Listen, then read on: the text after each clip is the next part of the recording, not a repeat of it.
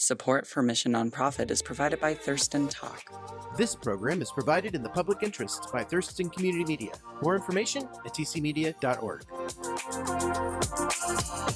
An estuary is a partially enclosed coastal water body where fresh water from rivers and streams mixes with salt water from the ocean.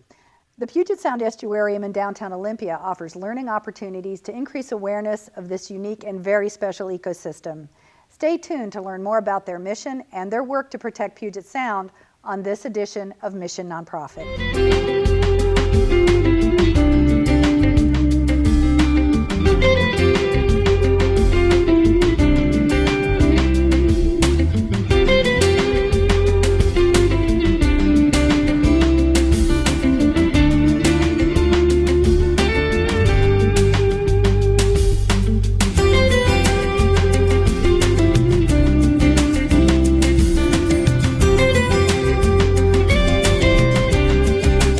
Welcome to Mission Nonprofit. I'm Deborah Vinsel.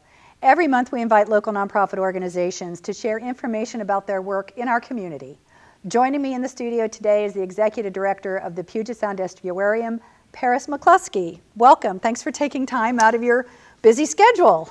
Thanks so much for having me. So let's jump right in. Tell us a little bit about the estuarium. It's been around for a while, but share a little bit about the history. Yeah, so Puget Sound Estuarium was founded by the South Sound Estuary Association in 2007. It came about out of an identified need to have not just a marine center in downtown Olympia, but a center that really focused on educating the public about our estuary system here in the South Sound. And we have the potential for an estuary in the middle of downtown. Yeah, after years of scientific surveys and studies, they've identified the restoration option as the option to move forward with. And that's at the Capitol Lake area, because the Capitol Lake area has only been a lake since the 50s. So that whole area was an estuary at one time. Correct, yep. Yeah, so Deschutes Estuary was only a separated freshwater and saltwater system since the 1950s, since the Fifth Avenue Dam was put in place. Before then, it was a free-flowing intertidal system, intertidal salt flats, salt marsh area, much like what you might see at Nisqually Delta.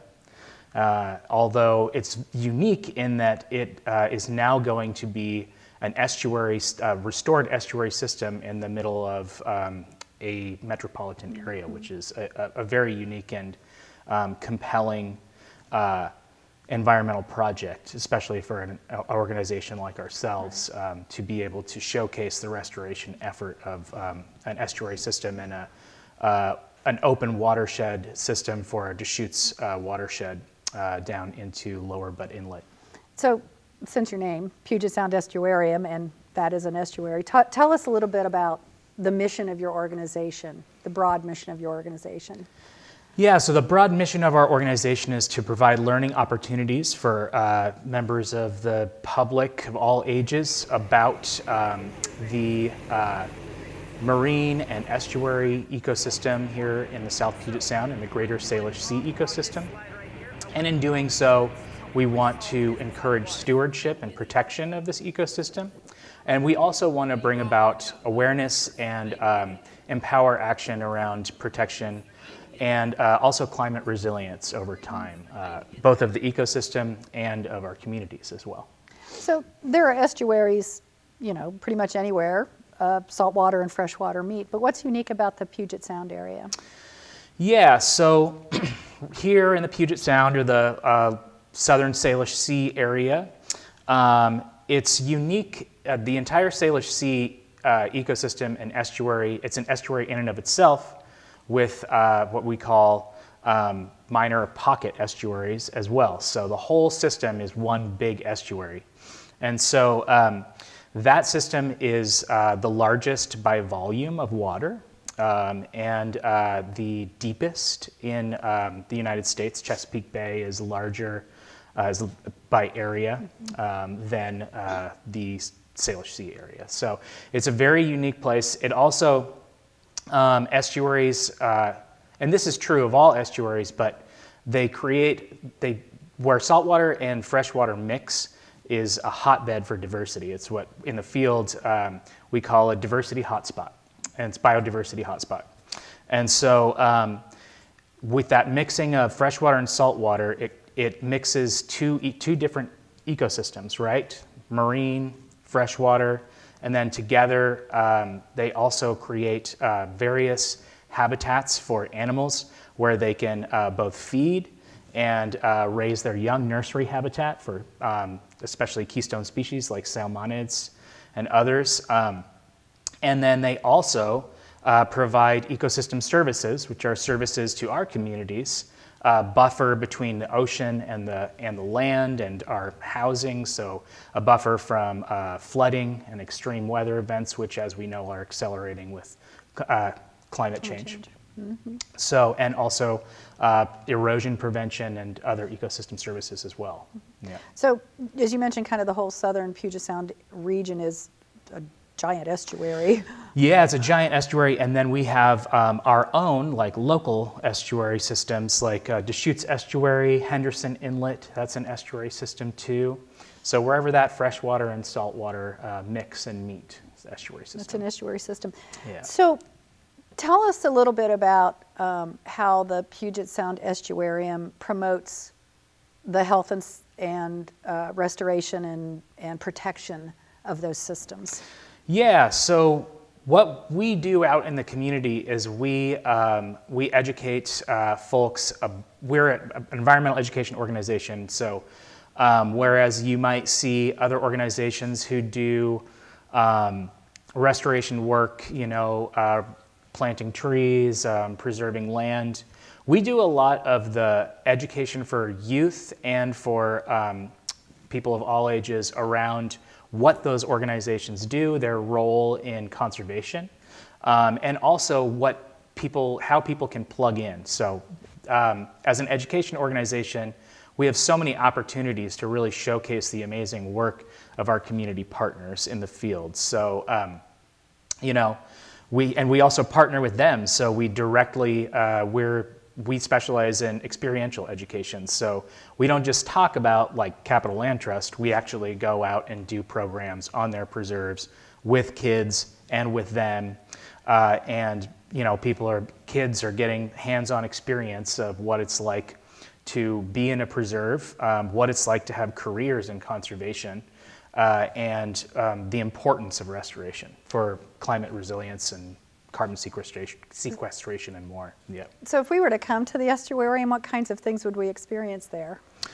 So if you come to the estuarium, you'll experience a number of different exhibits, and so as educational exhibits and also aquaria. So we have a number of aquariums, saltwater tanks and a freshwater tank. Our freshwater tank has nearshore animals in it, like local species of frog, rough-skinned newt, and potentially aquatic fish, although not at this time. Our saltwater tanks have animal ambassadors from the intertidal zone of our estuary system. So you'll see sea stars, you'll see you'll see chitons, you'll see all sorts of shellfish. We've got a shellfish tank. So we have different tanks with different themes, and those themes are about different messages that we want to get across about conservation of these different ecosystems, species, plant and animal communities here in the South Sound.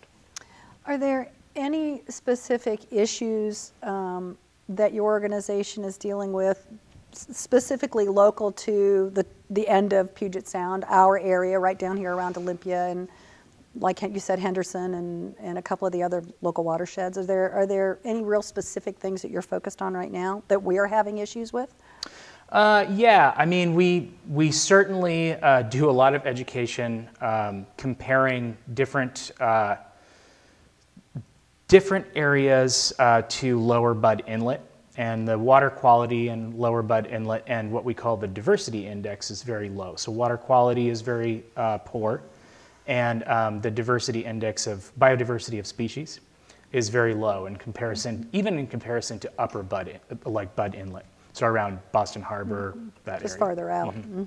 Yeah, so, and there's plenty of reasons for that. Most, I was going to ask, what specifically is? Most of it is that a lot of the nutrients that are being pushed through Fifth Ave Dam from Capitol Lake are creating an anaerobic environment down there in Lower Bud Inlet because all the dissolved oxygen is getting sucked up by all of these nutrients being pushed through with all of the aquatic plants and decomposition of aquatic plants in Capitol Lake. So when it's restored to an estuary, the cool thing about that is it really flushes that out and distributes it. That extreme concentration of nutrients and nitrogen in that particular area, Capitol Lake, and then flushes it out into the greater Puget Sound, so it distributes it amongst a larger area.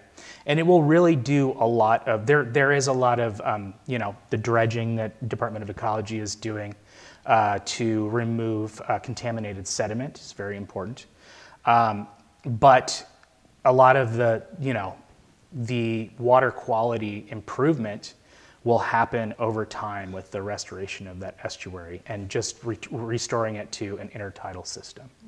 You mentioned a little bit earlier that you work directly with community partners. Can you talk about a little bit about who those partners are and the kinds of things you're doing with them? Yeah, we work with about 40 different community partners or more on our education programs for K through 12 youth, on our all ages programs, whether it's going out and like I said, on working with Capital Land Trust and doing different programs with them in Mason County, or in Thurston County, we also work with Mason Conservation District, Pacific Shellfish Institute, Port of Olympia. We do programs on Port of Olympia and are supported by them in those programs. So natural resource agencies, education agencies and organizations like Thurston Together.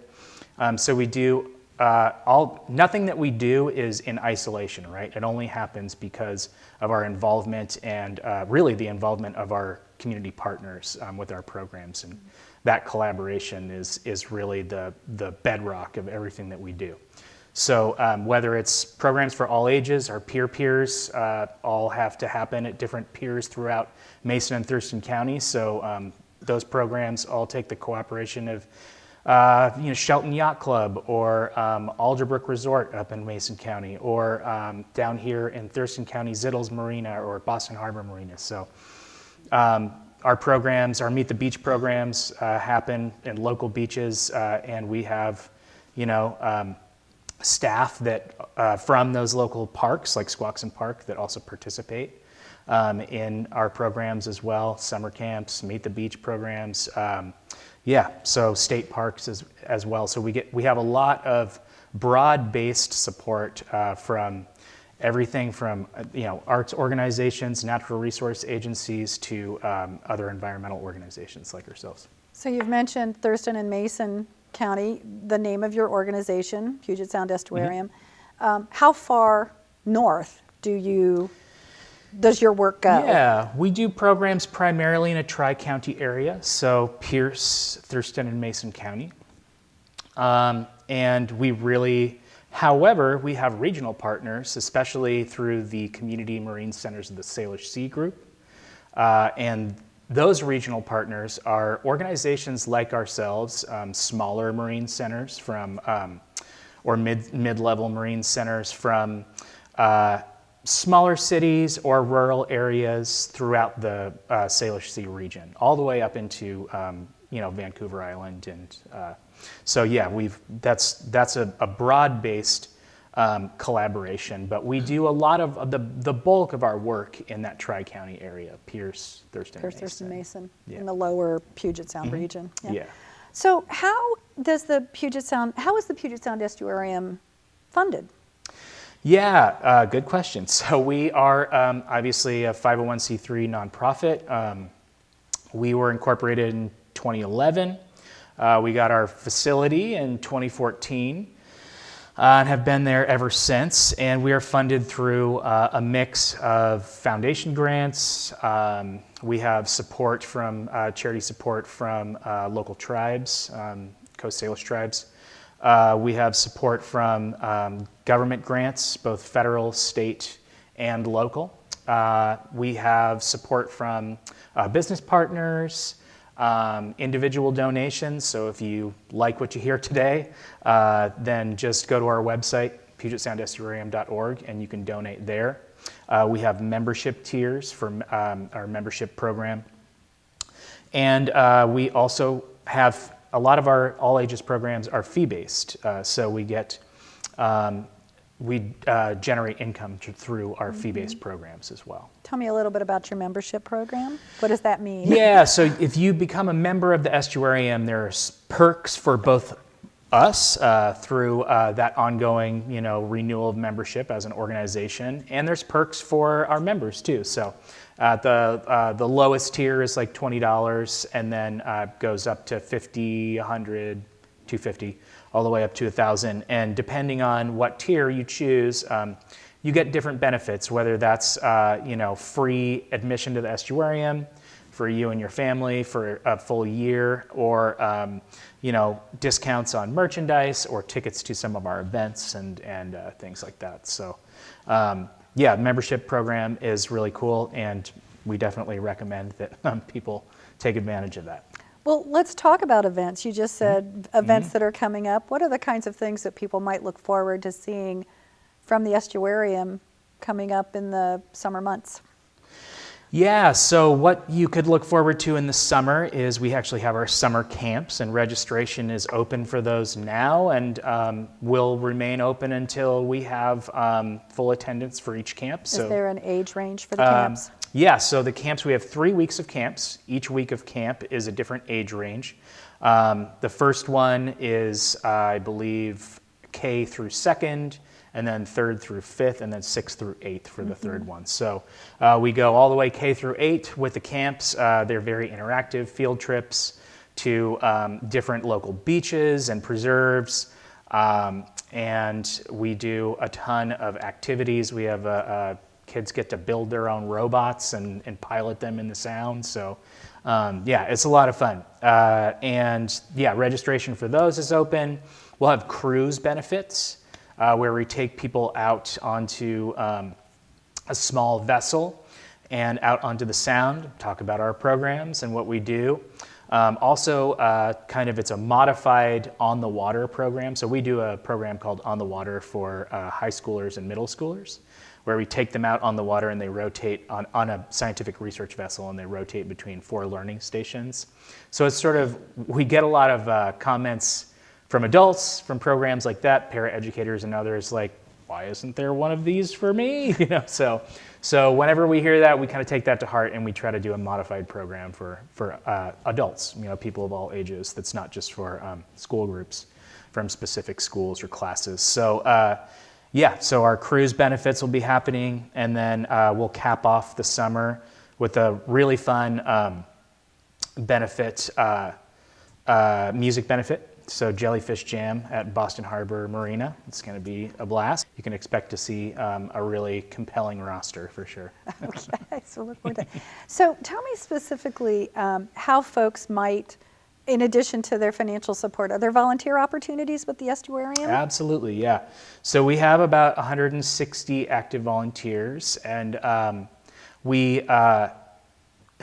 can volunteer basically doing everything at the estuarium. We have many departments. We have a ton of programs. We serve over 24,000 people a year in person. So we need our volunteers, definitely. Specifically, what kinds of things might people do as a volunteer? Yeah, so you could do work out in the field with our K through 12 department, for instance. So go do the science. Yep, go do the science, go do the experiments with the kids, get down and dirty, running transects in the mud with the kids. And there's other things behind the scenes, building our classroom robotics at Bud Bay kits, planning programs, We have team meetings for each of our departments once a month, and a lot of planning and development happens at those meetings. We have the opportunities to do everything from writing grants to, helping out cleaning the estuarium and preparing for open hours. So it really runs the gamut, both at our facility and out in the field as well. So when is the estuarium open? Estuarium is open to the public from 11 to 4 on Saturday and Sunday, weekends. And we also do private tours of the estuarium, and we do private beach tours, private programs for both all ages groups and school groups as well. Okay. Yeah. So location? The location, you'll find us at 309 State Avenue, downtown Olympia, right across from the Transit Center. We're easy to find. We've got giant murals of jellyfish and both cultural landscapes and ecological landscapes for the South Sound, from plankton to organism. Yep. So we're getting close to the end of the show. Is there anything we haven't touched on that you'd like to share? Yeah, so we are going to be, we are currently working on expanding the estuarium. So we're in a 1,250 square foot building right now, and we serve a lot of people, a lot of youth, a lot of adults with our programs, and kind of bursting at the seams programmatically. And we have been looking to expand for the last 5 years and exploring various avenues for that. And we've have landed on our plan to expand. And so you'll be seeing a lot about, if you follow us on social media, if you come to our programs, sign up for the newsletter, or just in local news, you'll be seeing a lot about the estuarium expanding to a larger facility. I feel a capital campaign coming on. That's correct. Yeah. So a little preview about that. Right. Yeah. A couple of things before we go. Are there specific things that people can do to help protect the water health of the Puget Sound area? Yeah. Really, there's a lot of things that people can do. I would say that one thing that we really try to do at the estuarium is there's small things you can do, change behaviors. There's also really big sweeping things that you can get involved with, right? We have organizations that are very active in legislating and really pushing our government to make some broad and needed changes in terms of mitigating the effects of climate change. So a few organizations like Thurston Climate Action Team and others come to mind. So really, I think that both getting involved civically and also with organizations that do a lot of that work on the ground, all these organizations like our conservation districts and our land trusts that really sequester a lot of carbon through the preserves that they restore and maintain, that protect our shoreline and habitat, and do a lot of education work themselves. So I think that getting involved with the groups that are directly mitigating the effects of climate change and adapting to climate change, and really making our ecosystem more resilient over time. I think that's what we try to do, is we educate about the problem, right? But we don't leave it hanging there, right? So we offer a lot of solutions, and we really try to plug people into opportunities where they can get involved to make positive environmental change in the South Sound. So in my day-to-day life, are there some specific things you might recommend that folks consider? Yeah, absolutely. I mean, there's a lot of small things you can do. Definitely you want to try and reduce your carbon footprint. We live in a watershed, so everything that you throw onto the ground flows right into the same place in Lower Bud Inlet, which I just said the water quality is very poor at this time. So you can offset that in various ways. If you're building, we have some really great and strict green building codes in Washington State. Those are there for a reason. Definitely want to follow those. And there's the obvious things of try and recycle, try and drive less, try and ride bikes more. We have a great public transit system that's free, so take advantage of that if you can. Yeah, there's a lot of things that people can do to reduce your carbon footprint, but I think that systemic change is really needed for, and this is something that we really try to push at the estuarium, is the systemic change for major environmental, offsetting major environmental problems is really necessary. So while you do those little things, keep your eye on the prize and work on the big things. The big things. Yeah. Okay. Well, Paris, I want to thank you for taking time for being here. One last time before we go, website? Yeah, so just go to PugetSoundEstuarium.org. You can find everything that we're up to, everything that we're doing there.